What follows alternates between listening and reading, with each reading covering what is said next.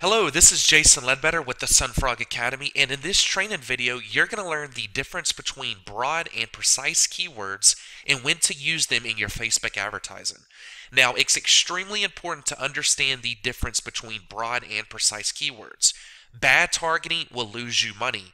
Good targeting can be all the difference in the world from turning bad ads into profitable ads. And that's really the goal with Facebook advertising or any type of paid advertising, is to turn that advertising into profit. So first, let's go over precise keywords. Now, you may not understand some of this terminology as we go over these bullets.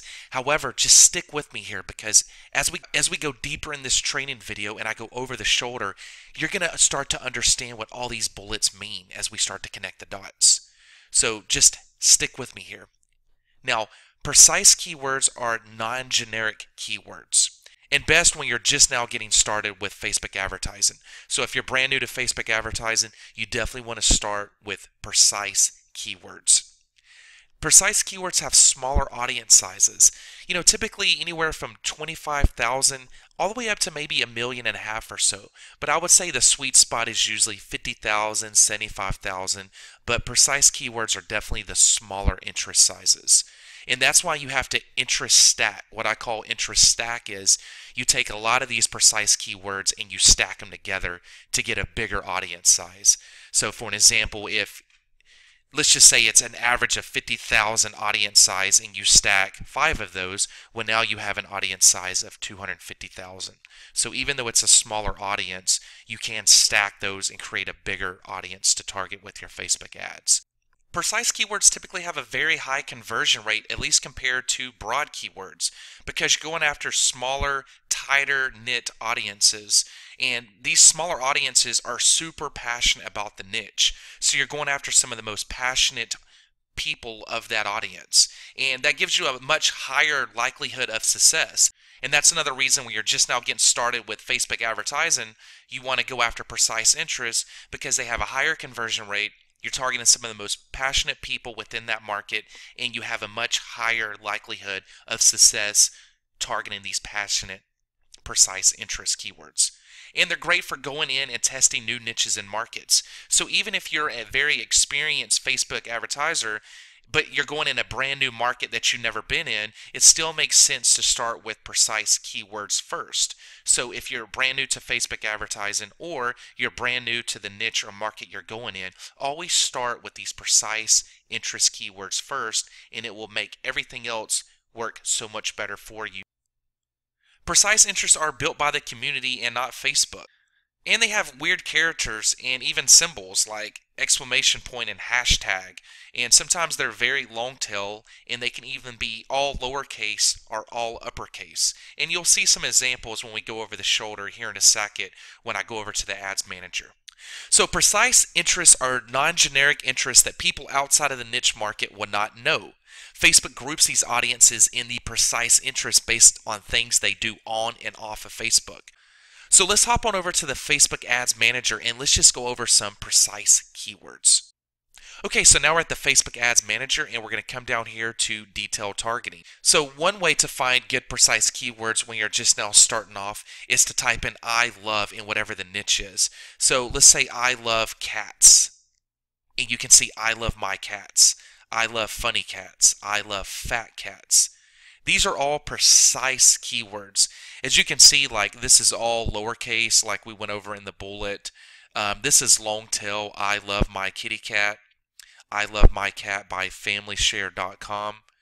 And you can see to the right the audience sizes. So like if I was to click I love my cats, we can see the audience size for that is 160,000 in the US. I love my kitty cat. Love cats. You see how cats is all capitalized and love is lowercased? So that's what I mean by weird characters. Here's another one, cat lovers. We love our pets, exclamation point. Cats are perfect. I love my cat, all lowercase. Cat lovers.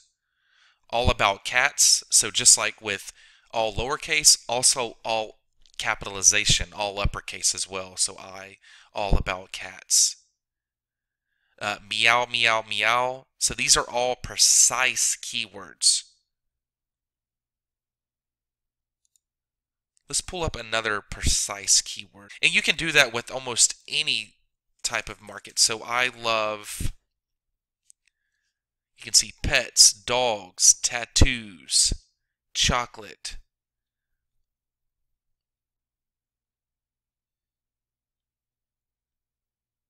I love my family. So I love is a good way to find precise keywords. Another way to find precise keywords is to go off of Facebook and go to Google. So I typed in real estate association and I found National Association of Real Estate Brokers. So I came back over to Facebook and I typed in the domain name. And check that out, National Association of Real Estate Brokers. So that is a precise keyword. You can see it's only 19,000. However, keep in mind when we talk about precise, we're talking about non-generic interests that people outside of that niche market would not know about. Okay? So do you think the common person knows what National Association of Real Estate Brokers is?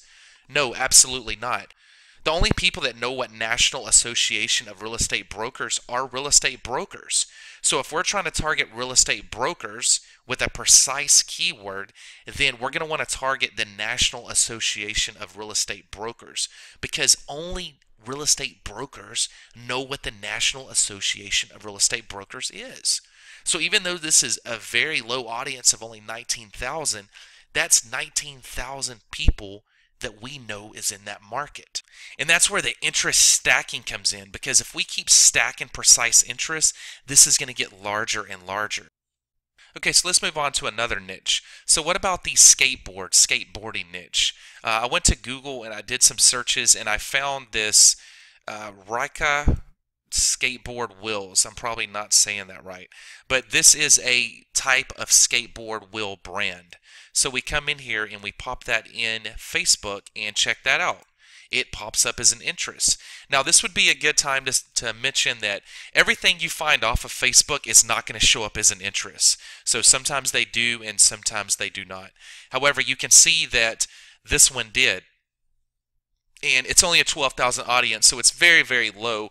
But one good thing is once you start putting precise interests in here, Facebook can help start suggesting other precise interests because they start to get an idea of what you're looking for. So I found the wheels and I also found this type of skateboard, so crude skateboarding. So I also copied that and pasted it in here.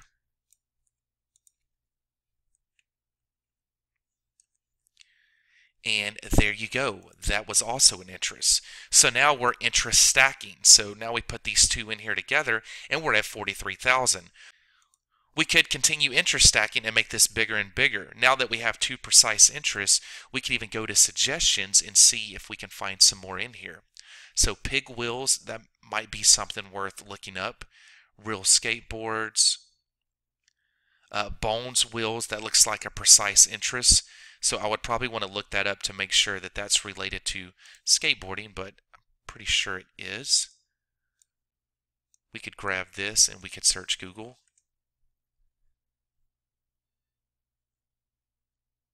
The wheels, the future of skateboarding. So yep, so Bones Wheels is skateboarding. So that's precise interest. You wouldn't know what that is if you're not into skating. Mob grip looks like a precise interest. Pig wheels.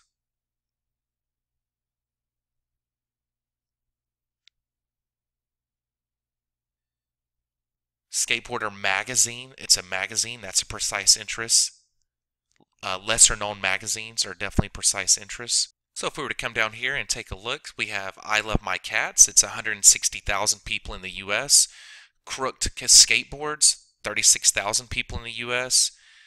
ASRN, which is American Society of Registered Nurses, 48,000 people.